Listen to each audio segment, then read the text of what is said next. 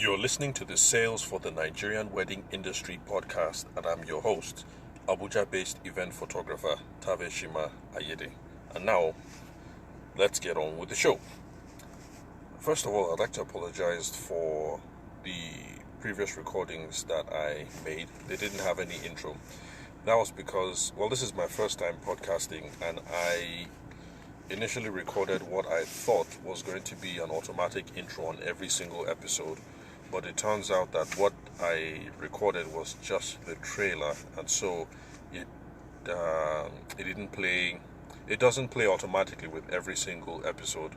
So for those of you who've been listening previously, for those of you who especially discovered it by accident, I guess the podcast just started without you guys having a background about the podcast, what the aims are, and what it's all about, and who I am as the host. So hopefully with this new intro, hopefully with me speaking over the intro each time, I guess that should solve the problem for future listeners. So let's get on with the story for today. We're going to make a detour for obvious reasons, because I'm recording today on the 20th of March 2020. Excuse me. I've been making lots of phone calls today, so my voice is a little raspy. So, as of today's date, we've been overtaken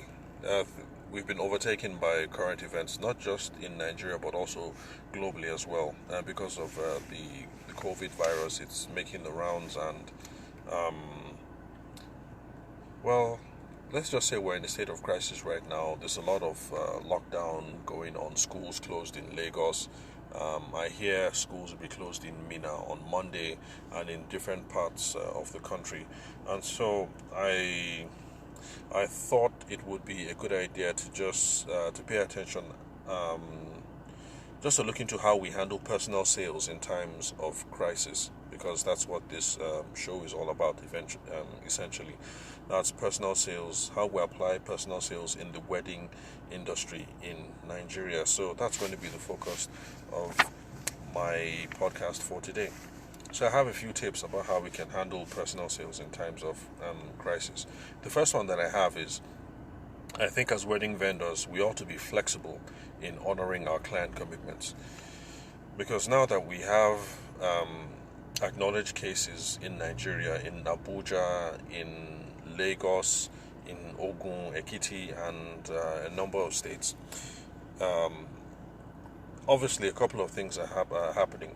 With the restrictions in the number of people that can congregate in any given space, I mean, even if the authorities haven't come out to make any restrictions, it would only be a matter of common sense or Christian charity to not hold certain kinds of events where large groups of people will be gathered together, and the possibility of spreading the disease is there, spreading the virus is there. So because of that, some weddings have had to be moved. I haven't heard of any cancellations, and understandably, I'm sure it's making wedding vendors nervous, because this has it hits directly in our own bottom line. For some other businesses, they might not see the downturn until maybe 2 or 3 sales cycles have passed, but for us, it's something that hits at the bottom line immediately.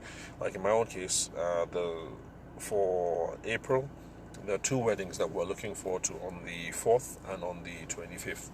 So for the 4th, that wedding has had to be postponed because the groom and lots of members of the groom's family and the bride's family were not able to get into the country before the travel bans. That's on both sides of the country. That's in the United Kingdom, in the US, and recently in Nigeria. We instituted our own travel ban, I think, for 4 weeks or so. So people in certain countries that have recorded cases of the COVID virus, I think over 1,000 cases, those people can't come into Nigeria, and I think that includes the US, the UK, and I'm not sure which other countries. So because of that, my April 4th wedding has been moved, and Oh, okay, I'm getting off track. Anyway, bottom line, what I was trying to say was that we should be flexible in honoring client commitments. Now, since these clients are going to have to move their weddings, and they can't even give us a foreseeable time when the weddings are going to be moved to, I think we ought to cooperate with them in this difficult time and not insist on the contractual clauses that we have to make sure that we get paid. Because some people might say, you're contractually bound anyway. It's a week to the wedding, it's 2 weeks to the wedding. What we agreed was that I'd be paid a certain amount by so date, so go on, pay up. I think we should be more flexible in dealing with our clients, because this is something that has taken a whole lot of us unawares, and so we're going to have to cope the best way that we can. And I think we should be understanding and supportive in our clients as they're trying to navigate this difficult situation. So what I and my partner have done, my partner, his name is Shegun, who handles most of my video. I do the photography, Shegun handles the video. What we have decided to do is that we're going to honor people's commitments on the same terms as when we negotiated them, and we're going to hold it open for, well, right now we've agreed that we'd hold it open for a year.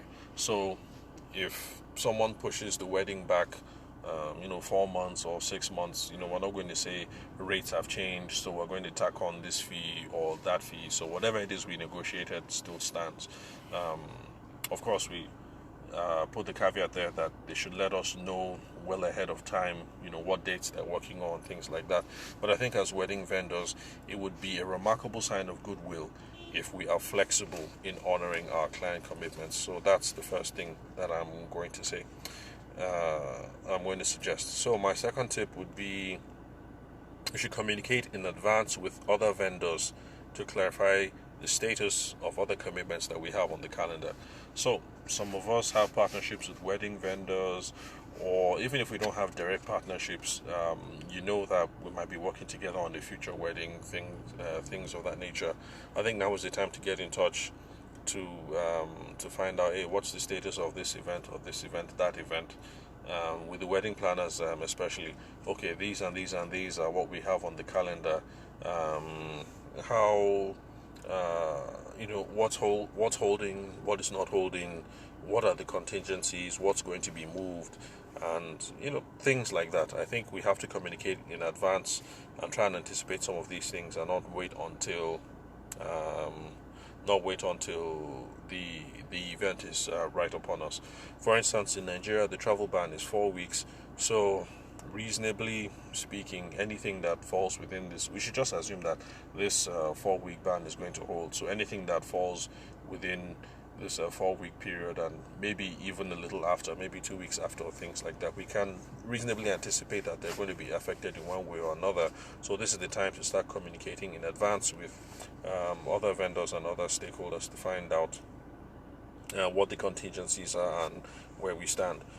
Another thing I'd like to point out is that social distance isn't a barrier in our own case, because the phone is a veritable tool for us, for those of us who are engaged in personal selling. So we've been told that we have to maintain social distance. It's recommended that we stay, is it 6 feet or 1 meter apart from people when we're out in public. So that it would be impractical to have client meetings sitting 6 feet away or 1 meter away. But in our own case, it's not a problem, because we can run business over the phone. And I have said, I think in the first episode, that is my own bias, that I prefer to do business over the phone anyway.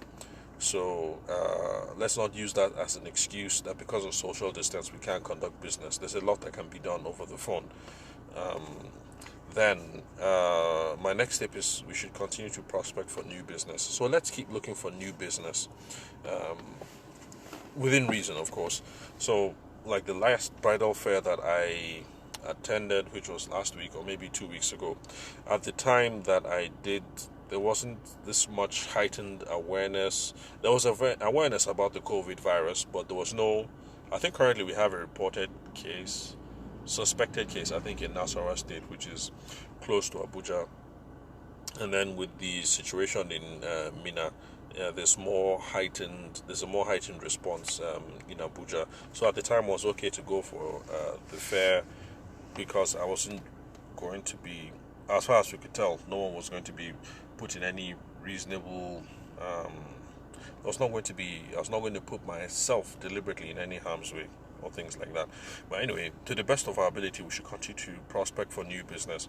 In my own case, since I love to use the phone, it means that I can still keep up with the follow-ups, reaching out to new vendors, things like that. I can do all of that over the phone.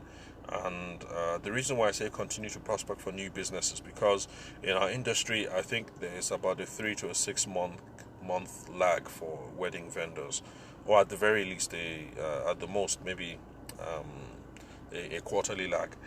Bottom line, what I'm trying to say is that I think in the wedding industry, if you don't do any marketing, if you don't do any hustling in January, then there's no food on the table in April, May, June, July. Uh, Basically, that's it. So if you're a vendor in the wedding industry, you always have to keep moving. You always have to keep looking for business because of this lag. So let's keep prospecting for business. Let's not say because COVID is here, we're going to shut down, curl into the fetal position and cry or do nothing but pray all day.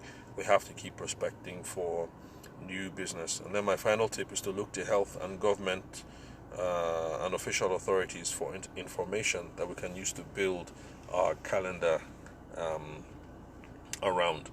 Now, even though this is a podcast for the Nigerian wedding industry, I'm also involved in other businesses. One of them is a business called Dove Agro Seeds Limited, and that's a trading company that I run with my brother and another partner, Dave, who does a lot of operations and things like that. And currently, we're into commodities export. So we're trading with, we have pending trades with some partners in Kuwait and Saudi Arabia, and their own authorities have issued issued notices, and so because of that, Kuwait is going to be out of business for about 2 weeks, and Saudi Arabia until further notice.